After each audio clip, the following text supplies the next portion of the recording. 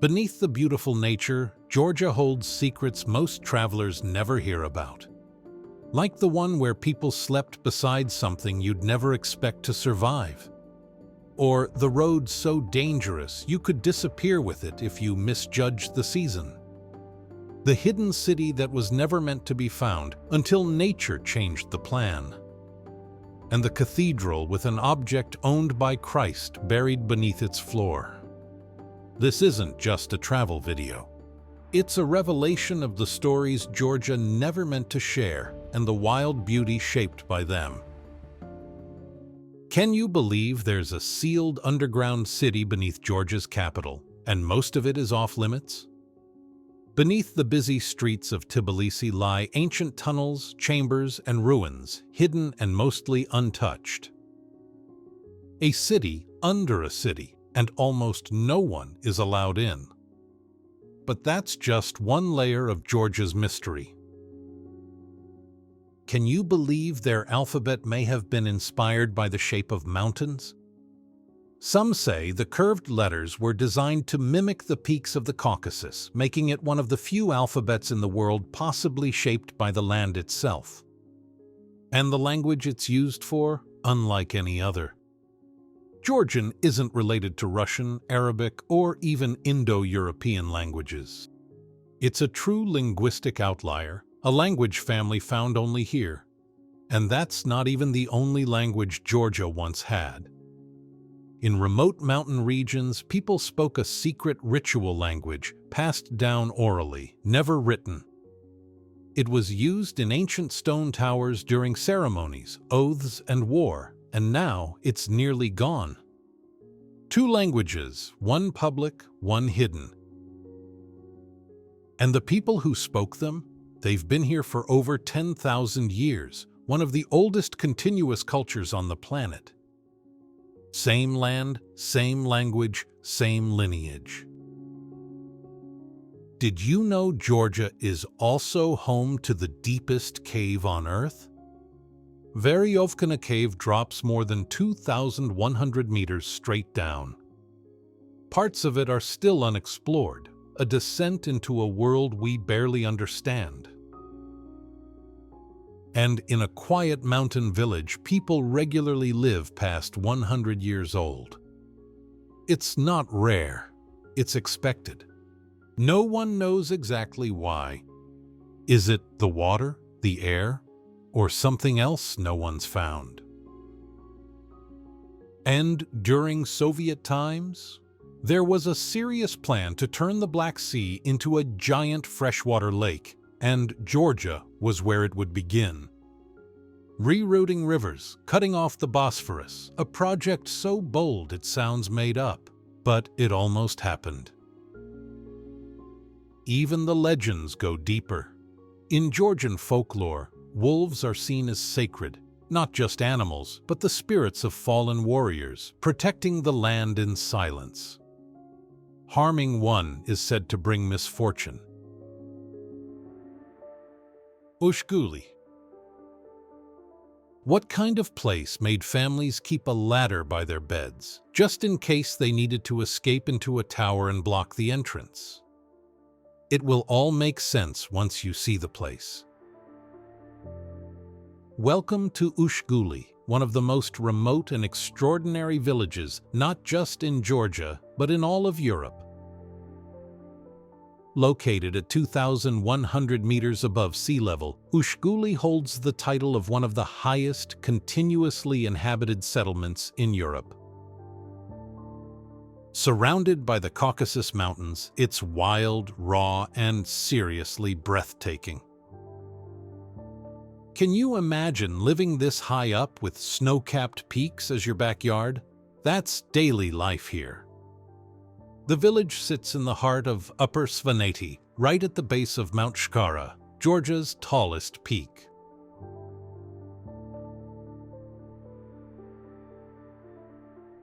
The entire area is part of a UNESCO World Heritage Site, and once you're here, you'll understand why.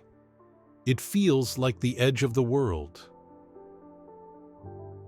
So what helped this tiny village survive for so long tucked away in the mountains? A big part of the answer lies in its ancient Svan towers, built between the 9th and 12th centuries. These weren't just cool-looking buildings, they were designed for survival. And here's the answer to that latter story. When danger came, whether from tribal raids or avalanches, families would climb into the towers, then remove the ladder so no one could follow them inside. The towers became sealed fortresses built to protect and endure. How often do you hear about architecture literally saving lives? These towers weren't just shelter, they were strategy. Today, Ushguli is home to about 200 people, many of whom still live the traditional way, herding sheep, farming, making cheese, with barely a hint of modern life. Electricity only arrived in the early 2000s, and even now, things are simple and rugged. This little mountain village has been named one of the most beautiful in the world. And once you stand there, surrounded by stone, sky, and silence, you'll see exactly why. Tbilisi. What kind of city welcomes you with wine, wild architecture, and a good slap from a half-naked stranger? It sounds strange now, but by the end, it might just be the highlight of your visit. Welcome to Tbilisi, Georgia's bold, unpredictable capital, where ancient history and modern chaos somehow fit perfectly side by side. Built along the Kura River, Tbilisi's story began in the 5th century when King Vakhtang Gorgasali's falcon fell into a bubbling hot spring during a hunt. Was it fate or just a lucky bird? Either way, the king took it as a sign and founded a city right there. Where else can you stroll past Persian-style domes, Soviet blocks, Orthodox churches, and glass skyscrapers all within a few minutes? Tbilisi is a wild blend of East and West, and somehow it all works.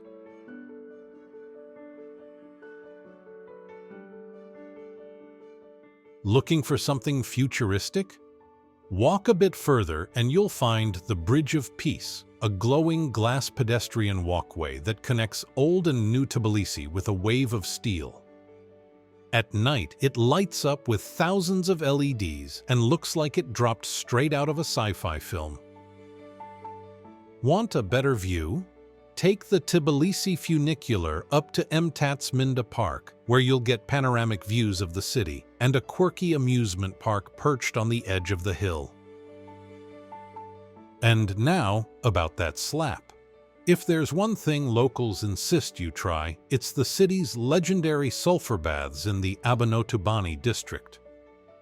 For centuries, people have come here to relax, heal, and get scrubbed clean in steamy, tiled domes. And yes, part of the ritual is a firm slap from a towel-wielding masseur. It's strange, it's intense, and apparently it's fantastic. Top it all off with a glass of Kakheti wine made in clay pots the traditional Georgian way, and you've just lived a day the Tbilisi way. Vardzia. What if I told you there's a city in Georgia that was once completely invisible, hidden inside a mountain until an earthquake revealed it to the world? Let's take a closer look. Tucked into the cliffs of Tusheti Mountain in southern Georgia, Vardzia looks like solid rock from afar. But step closer and you'll see it, a massive cave monastery complex carved straight into the sandstone. It's a city built inside a mountain wall. Created in the 12th century during the reign of Queen Tamar, Georgia's most iconic monarch, Vardzia was much more than a monastery. It was a sanctuary, a fortress, and a symbol of a golden age. Can you believe this place once had 13 levels and over 6,000 rooms, including churches, wine cellars, monks' quarters, and even a throne room? All of it hidden deep within the cliffs.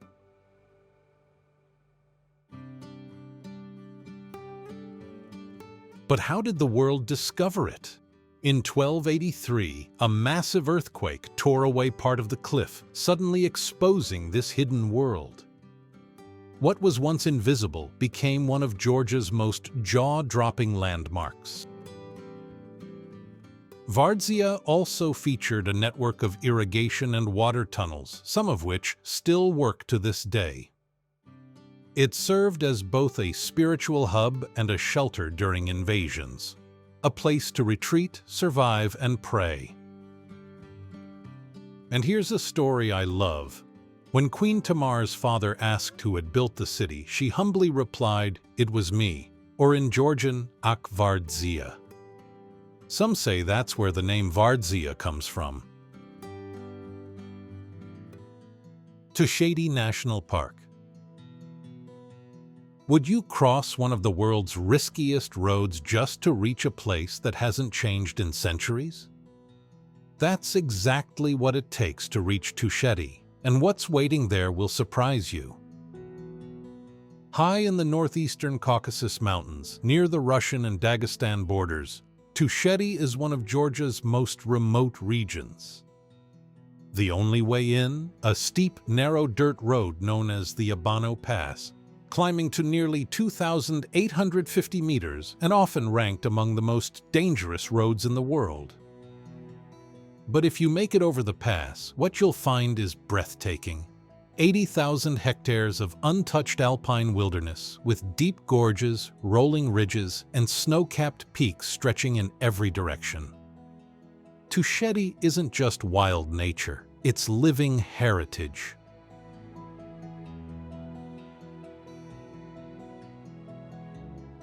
But how do people live like this, so far from everything, yet so connected to the past? The region is home to the Tush people, an ancient highland community known for their deep hospitality and traditional shepherding lifestyle. Villages like Omalo, Shanako, and Dartlo still look like they did centuries ago, with fortress-like stone towers and wooden homes untouched by modern construction.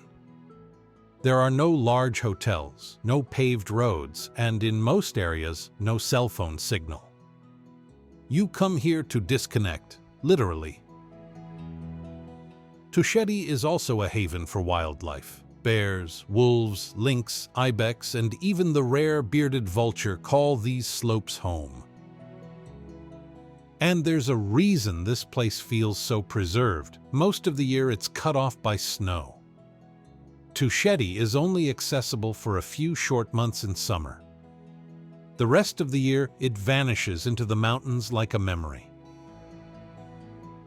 But here's the real surprise. In parts of Tusheti, outsiders still aren't allowed to touch sacred shrines, and ancient spiritual taboos are alive and followed, like time never moved forward. Kazbegi. Why would ancient monks build a sanctuary in a spot you can barely reach today? The answer lies high in the mountains, but it's not what you'd expect. Stepantsminda, also known as Kazbegi, is a quiet town in northern Georgia, surrounded by the Greater Caucasus Mountains, just south of the Russian border. Its most iconic site is the Kakheti Trinity Church, perched alone at 2,170 meters with the massive Mount Kazbek rising behind it. Could there be a more dramatic setting for a church? This single view, a tiny stone chapel backed by a towering peak, has become one of the most photographed scenes in all of Georgia. Mount Kazbek itself is more than a mountain. At 5,033 meters, it's Georgia's third highest peak, and according to local legend, the very place where Prometheus was chained by the gods.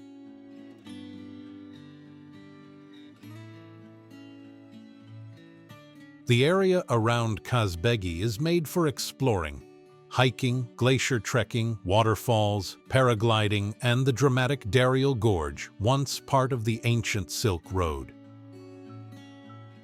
And now, here's why that church is where it is. In the 14th century, monks built Kakheti Trinity up there for one very practical reason: to hide Georgia's most sacred treasures from invading armies. The higher the location, the safer the relics. What looks dramatic now was once strategic. Despite the isolation, Stepantsminda is far from lifeless. You'll find guest houses, lodges, and locals who still live close to the land, farming, shepherding, and guiding travelers who come for fresh air and silence. Batumi. What if I told you Georgia has its own version of Vegas, right on the Black Sea? It sounds insane, but the deeper you go, the more it checks out. Batumi is Georgia's summer capital, a humid, high-energy city on the country's western coast, near the Turkish border. It's packed with beach bars, neon-lit promenades, wild nightlife, and an explosion of modern architecture.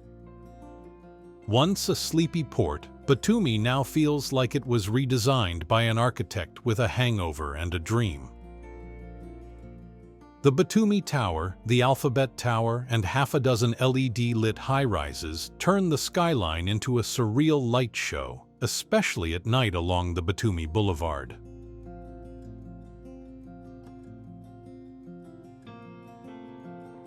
But the chaos has contrast. Just a few blocks away, Old Town still holds its charm. Cobbled streets, Ottoman balconies, and Soviet facades softened by creeping vines and cafe tables. And in just 20 minutes, the city disappears behind you, replaced by the Batumi Botanical Garden, hills, waterfalls, and trails so green they feel photoshopped. That Vegas comparison? It's not just a vibe. Batumi really delivers. There are rooftop casinos, towers shaped like sculptures, a glowing monument to the Georgian alphabet, and yes, a skyscraper with a Ferris wheel built into its side. Batumi isn't just weird. It's bold, messy, and unforgettable, like Georgia trying on a neon suit and somehow pulling it off. Martvili Canyon. Why did nobles keep this place hidden, and what were they doing in it? To find out, you'll need to follow a river that glows green under the cliffs. Tucked into the forested hills of Samegrelo in western Georgia, Martvili Canyon looks like something out of a fantasy movie. It's 2.4 kilometers long, up to 40 meters deep, and carved from smooth limestone by the Abasha River, a river so clear and blue-green it looks lit from within. The water winds through caves and under stone bridges, pouring into natural pools and small waterfalls that seem way too perfect to be real.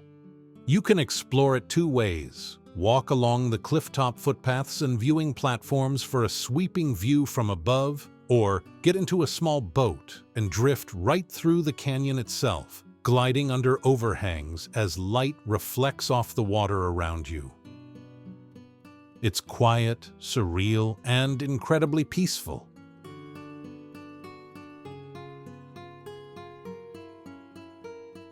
So why did nobles keep this place hidden? Because this canyon was their secret escape. They used it as a private retreat, a place to bathe in the glowing water, lounge beneath the cliffs, and relax far from public eyes. It wasn't just beautiful. It was exclusive, a natural luxury spa for Georgia's elite, long before the world ever saw it. That sense of privacy and sacredness still lingers. On a hill above the gorge stands Martvili Monastery, dating back to the 7th century, where monks would look down over the river below. And hidden in the canyon walls? Fossils of prehistoric animals have been discovered in the surrounding rock, proof that this place has been a shelter and a sanctuary for a lot longer than we've known about it. Beshumi.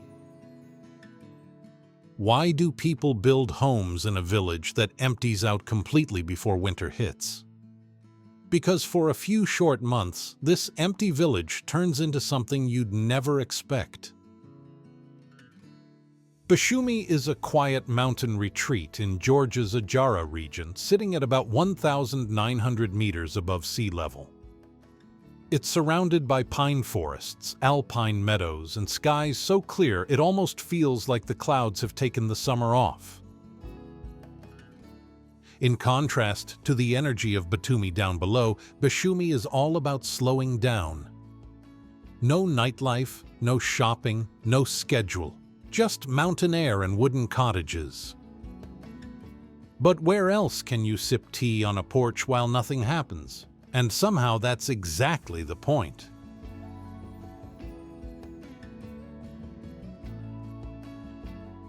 It's not a permanent settlement. Most homes here are seasonal, built by locals from nearby towns who come up for the summer to escape the coastal heat. For a few months, it becomes a fully alive village. Then by late autumn, it empties out again and the forest takes it back. That's the answer to the question. People don't come here to live year-round. They come here to breathe, to reset, to have a place where life is reduced to air, trees, and time. The architecture is simple: wooden cabins, tin roofs, gravel roads, and that's the point. Beshumi isn't about luxury. It's about stepping off the grid, even if just for a weekend. And if you happen to visit in August, you'll catch the Shwam Toba Festival. A burst of mountain culture with music, food, horseback games, and families filling the meadows with celebration. It's one of the rare times the silence here is replaced with sound. Mtskheta. What secret is said to be buried beneath the floor of an ancient Georgian cathedral? To find it, you have to step into the holiest ground in the country. Just 20 minutes from Tbilisi lies Mtskheta, one of the oldest cities in Georgia and its former capital. Today it may look quiet, but for centuries, this was the spiritual and political heart of the kingdom. Set at the meeting point of the Aragvi and Mtkvari rivers, the town is framed by rolling hills and stone walls, watched over from above by the 6th century Javari monastery, perched perfectly on a cliff with a view that seems designed by a painter. But the center of it all is Sighnaghi Cathedral, a towering 11th century structure that dominates the old town.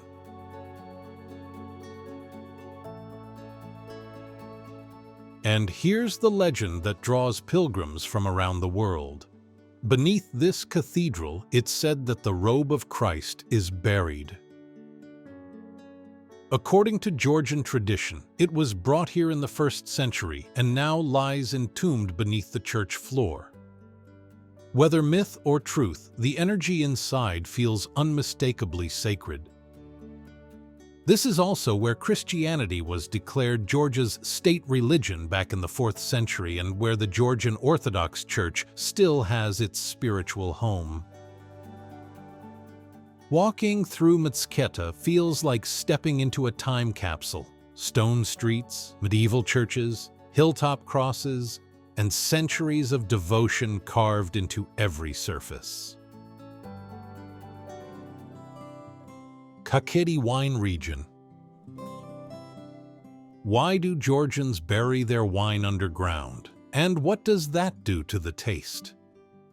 To find the answer, you'll have to leave the wine bars behind and head straight to the source. Welcome to Kakheti, Georgia's most famous wine region, stretched across the eastern valleys and backed by the snow-tipped peaks of the Caucasus Mountains.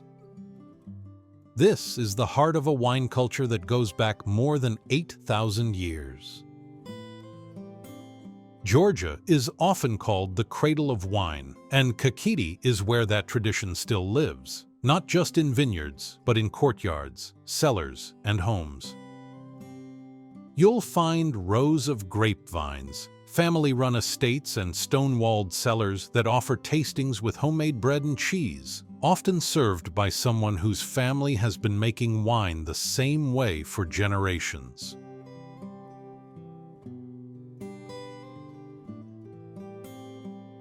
So why do Georgians bury their wine underground?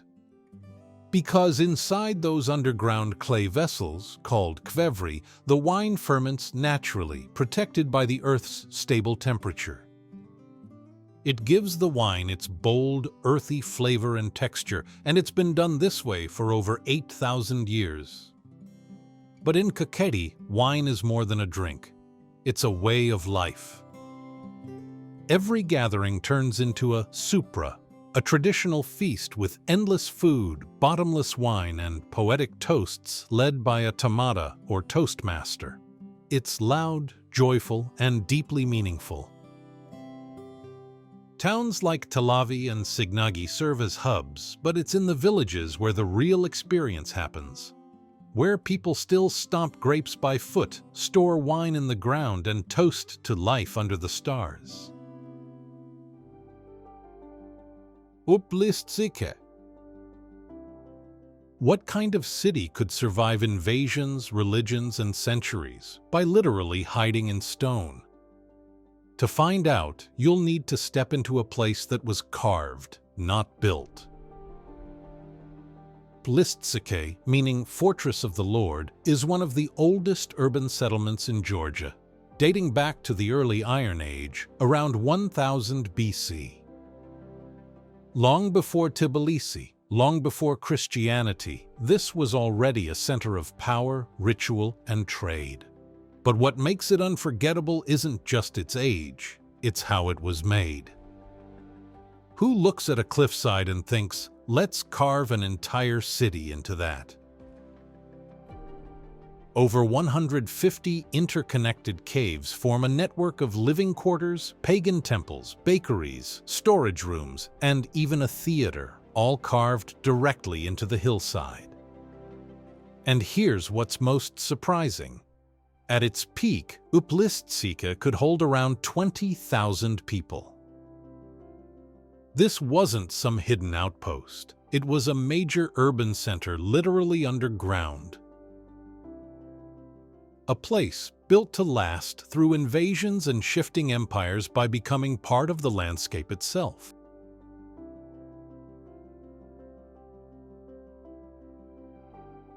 As you wander the site, you'll feel the overlap of time. There are remnants of pre-Christian sun worship, but also a 10th century church built right on top of the complex. A symbol of how faith in Georgia evolved without erasing what came before. Located near Gori along the Mtskheta River, the city blends into the cliffs. From above, you might not even notice it at first. But once you step inside, the sound changes. Wind rushes through the tunnels, light filters down stone stairways, and you realize you're walking through a city that outlived entire civilizations. Sighnaghi. Why do people call this tiny hill town the City of Love, and why are couples getting married there at 2 a.m.? To understand it, you need to walk its cobbled streets and watch the sun rise over the valley. Perched high above the Alazani Valley in Georgia's Kakheti region, Sighnaghi is one of the most romantic towns in the country. A place of pastel-colored houses, wooden balconies, and quiet corners that feel frozen in time. Often compared to a Tuscan village or a movie set, Sighnaghi's charm is more than just aesthetic. But where else can you find cobbled streets, 19th century balconies, and flower-filled courtyards wrapped in mountain silence?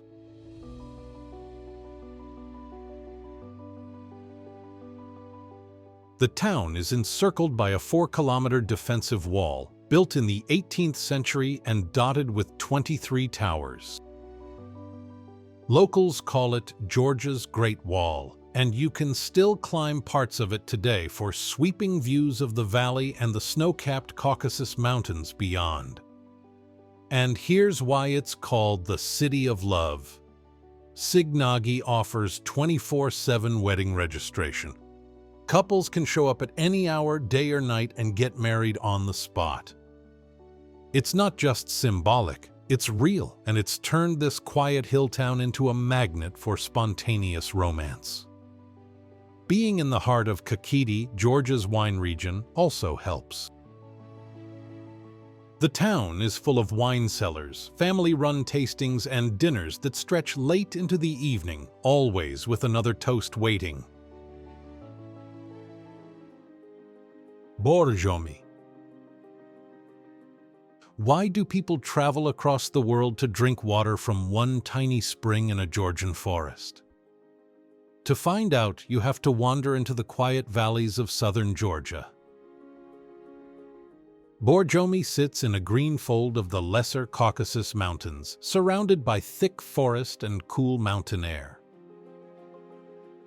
Once a simple village, it grew into one of Georgia's most famous resort towns, not because of its size, but because of what flows beneath it. The town itself is charming, a blend of 19th century villas, Soviet-era sanatoriums, and leafy streets that feel like they haven't hurried in decades. A cable car glides up to a lookout point with a slowly turning Ferris wheel, while down below, people stroll through Borjomi Central Park, past fountains, walking trails, and mossy stone bridges.